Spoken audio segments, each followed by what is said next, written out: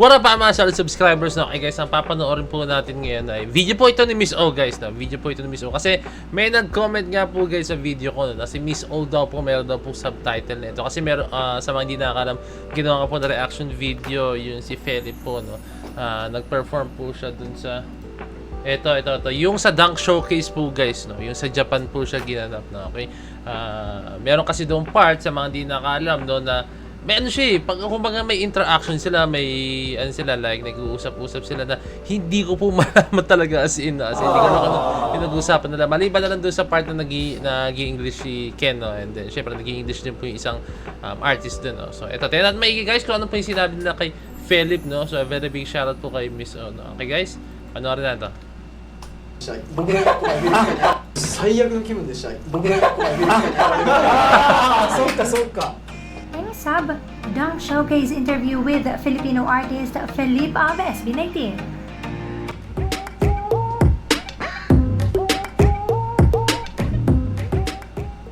ィリピンから SB19 のフェリップが来てくれました、フェリップもある日急にね会社に来てくれたんだよね。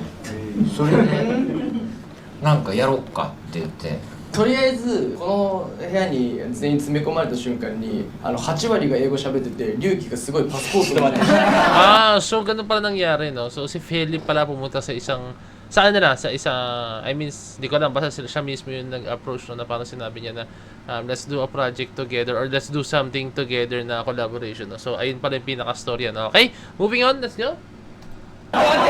全員詰め込まれた瞬間に8割が英語喋ってて龍樹がすごい She mostly spoke in English. Ryuki that finally looked for his パスポートで passport. バレてたパスポートやばいどうしよう英語ってしながらパスポートされて龍樹が言います。いやでもマジで音源もらった時からえぐないっていうのがマンボラップ、はい、 Yeah, I think si Ken yung inaano rito, mumble rap, no?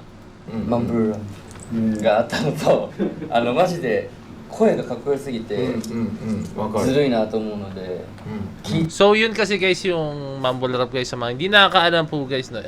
It's a for me, this is just my own explanation and my observation. Ang mumble rap po guys is like nagmamumble ka ng lyrics na ng words, no, like even though na hindi siya ganun ka-clear, no, kailangan mo siya maparating sa tao na kailangan clear siya at the same time. Naiintindihan ng mga tao pero nagmamumble ka, no? From the word itself, nagmamumble ka guys, no? So pakinggan nyo sila Al James, yan, sila Lil Wayne, yan, yung mga nagmamumble rap, sila usually yung mga nagmamumble rap, no? So ayun, yung ginagawa ni Ken, no? Isa yun sa mga ginagawa pala ni Ken, no? Yung pagmamumble rap, no? Which is na-amaze sila kasi kung nagmamumble rap ka lang tapos hindi mo naiintindihan yung art form, no? Or yung pinaka the way na kantahin siya is magiging nonsense po talaga siya, no? Wala siyang kumbaga hindi siya yung ganun ka hindi ko alam kung paano i-explain siya, parang ka sarap pakinggan or parang ka-justifiable, no? Yun yung I think yun yung maayos sa term yata, hindi ko alam, no?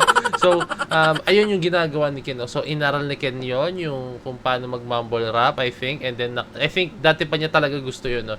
And yun nga sinabi ko na to sa inyo sa mga vlogs ko before, no, na yung SB19 nung nag-individual projects po sila, no, doon nila nakita kung ano po talaga yung kanya-kanyang strengths nila, no? Although na alam natin baka before SB19 yun po talaga yung naging strengths nila, pero nilabas lang po nila nagkaroon sila ng mga solo projects, no? So I think isa to sa mga strength ni Philip or ni Ken, no? Isa to sa mga strengths niya pag mumble rap talaga, no? Okay?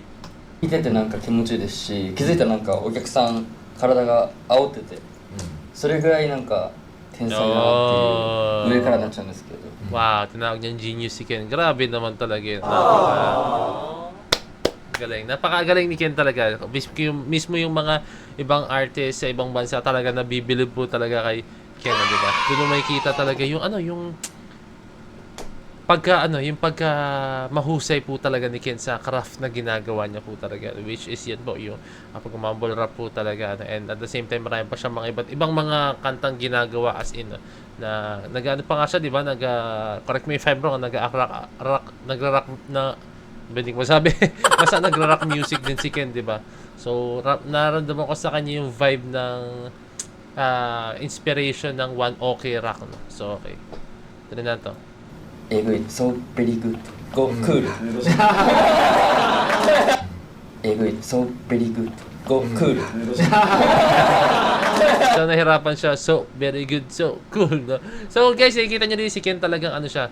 Sobrang down to earth po talaga siya. I don't know lang guys yung mga, kung mga cut neto is ina-explain nila yung mga sinasabi nila, no? Like, di ba alam niyo sa America's Got Talent, like magsasalita yung kunyari Japanese yung act, like yung grupo, no? Magsasalita sila tapos ika-cut nila tapos biglang punta na ron sa judges na naintindihan nila. Kung bakit hindi na pinakita yung translation nung translator, no? Yung pagkaka-translate ng translator, no? So baka ganun yung nangyari. Hindi ko alam pero baka tuloy-tuloy ito or naiintindihan ni Ken yung words na sinasabi na kahit paano, no?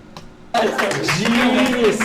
Genius! いやもう最悪の気分でした僕の1個前見る人にああそうかそうか So, sinabi niya rito guys na parang, ba't ako pa yung pagkatapos ni Ken, ako yung kasunod, no? Parang kasi sinabi niya, no? I think yung pressure, yung charisma, and then yung stage presence ni Ken is napaka-solid po talaga, no? Like, parang kahit siya parang sa kanya, baka ibig sabihin niya rito is, bakit ako pa? Pwede naman akong bago si Ken kasi wala, yung mga after ni Ken, mga ano na, wala na, natabunan na, no? ああそうかそうか俺ニョキニョキ出てきてるけどうわもうかましちゃってるじゃん So, maganda raw niya guys, he already, got the audience all fired up daw guys. So, talaga simun naman ni Ken, medyo hindi yun naiintindihan ni Ken もう dito. 本当にこれ冗談抜きでこう上がってって Kasi the audience already so fired up こうパッて一瞬ステージ見てめっちゃかましてるの見て俺一回しゃがんだんですよ Yes, he was so nervous because you were so killing it. Yes. Wow Ayan, sinasabi kita pala. Thank you so much Kulang lang, no, hindi niyo nasabi na yung part na bakit siya daw yung magpe-perform pagkatapos ni Philip na hindi na na-explain na. Pero I think kung pinanood na ni Philip tong video na to, no, I think matatawa siya sa nga sinabi, no? Hindi na siya makarelate. Siyempre, ibang language po, no? So, ayan, okay? Much for appreciating, like, you know, it's my first time here and it's not really like our fans also, and it's like a new crowd to me, so that's Diba? why Kasi I was really nervous. sanay kasi si Ken na mag-perform. Siyempre, sa halimbawa, yung mga 18 nandyan, di ba? Mag-perform siya sa mga 18, sa mga solid supporters niya, no? Pero hindi siya sanay na pumunta sa isang event na hindi niya sure kung may nakakakilala sa kanya. I think yun yung nagpapa-nervyos kay Ken, no?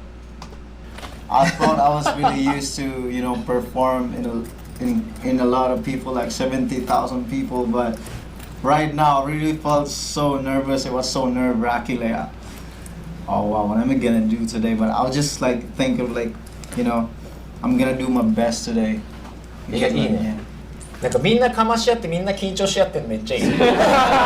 Killing, okay na. So, ayan. So, ayan. Very big shout out kay Miss O, no? Sa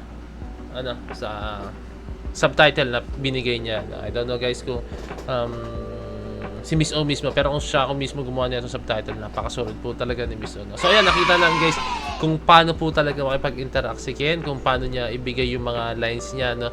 Paano ibigay niya yung mga lines niya, na kung paano niya ma-appreciate po talaga yung mga bagay na sinabi sa kanya, na napaka down to earth ni Ken. Like, on the stage guys, ibang-ibang tao po talaga si Ken. Aminin natin yan. Ibang-ibang tao si Ken, napaka-fierce. Yung akala mo, napaka-snabero na itong taon to, di ba? Pero, backstage, off-cam, ibang tao si Ken. Napaka-down to earth, napaka-bait, napaka-humble po talaga. No? So, ayan. Maraming salamat sa nating video, no? And I hope na na-enjoy tayo lahat sa video na pinanood natin. No? So, ayan na. Maraming salamat. So, DC Point signing out. Peace! That's it.